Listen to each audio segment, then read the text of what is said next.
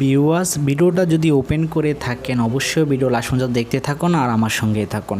আমি আজকে দেখাবো স্ক্রিনশট, ফেসবুকের স্ক্রিনশট কিভাবে আপনি টি শার্টে এডিট করবেন। তো ভিডিও লাস্ট পর্যন্ত দেখতে থাকুন, সঙ্গে থাকুন। ভিডিওটি যদি ভালো লাগে থাকে অবশ্যই একটা লাইক করে কমেন্টের মাধ্যমে মতামত জানিয়ে দিতে ভুলবেন না।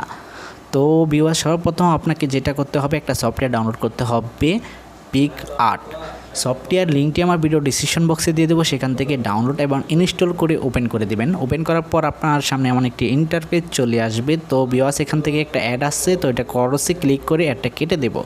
কেটে দেওয়ার পর আমরা চার্জ অপশনে চলে যাব। চার্জিং অপশনে গিয়ে চার্জ করতে হবে আপনাকে টুডে আপডেট টিপি। চার্জ করার পর আমার আইডিটা চলে আসবে, সেখান থেকে 4টি টি শার্টের স্যাম্পল দেওয়া আছে। সেই টি শার্টেই আপনার ফেসবুকের প্রোফাইল স্ক্রিনশটটি এডিট করতে পারবেন খুব ইজিলি। আপনাকে টি শার্টের জন্য কোনো দিকে খুঁজতে হবে না। তো টুডে আপডেট টিভি সার্চ করার পর এখানে ক্লিক করে দেবেন। ক্লিক করার পর আমার আইডিটা চলে আসবে, তো আইডিতে চলে যাবেন। যাওয়ার পর এখান থেকে 4টি স্যাম্পল দেখতে পাচ্ছেন। তো আপনার যে স্যাম্পলটি পছন্দ হয় টি শার্টের সেটাতে ক্লিক করে এখানে ক্লিক করে দেবেন। ক্লিক করার পর আপনার এমন একটি অপশন চলে আসবে। তো ভিউয়ার্স,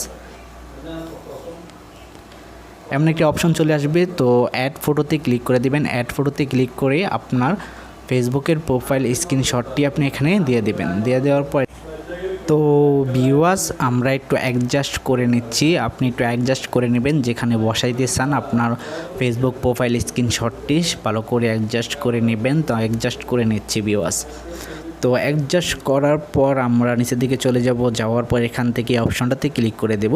ক্লিক করার পর মাল্টিপ্লে নামে যে অপশনটি আছে এটাতে ক্লিক করার সাথে সাথে আমাদের এটি কমপ্লিট হয়ে যাবে। তো এখানে উপরে থাকা টিক চিহ্নতে ক্লিক করে দেব।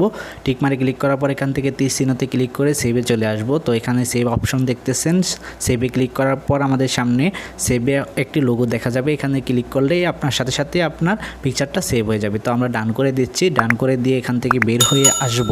আসার পর আমরা ডাইরেক্টলি ফটো গ্যালারিতে চলে যাব। যাওয়ার পর আমরা বের করব পিকআর্ট ফাইলটি।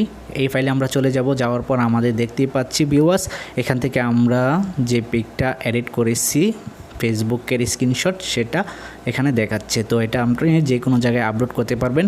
তো ভিউয়ার্স, ভিডিওটি যদি ভালো লাগে অবশ্যই একটা লাইক করবেন, কমেন্ট করে আপনার মতামত জানিয়ে দিতে ভুলবেন না, আর ভিডিওটি বন্ধুদের কাছে শেয়ার করবেন।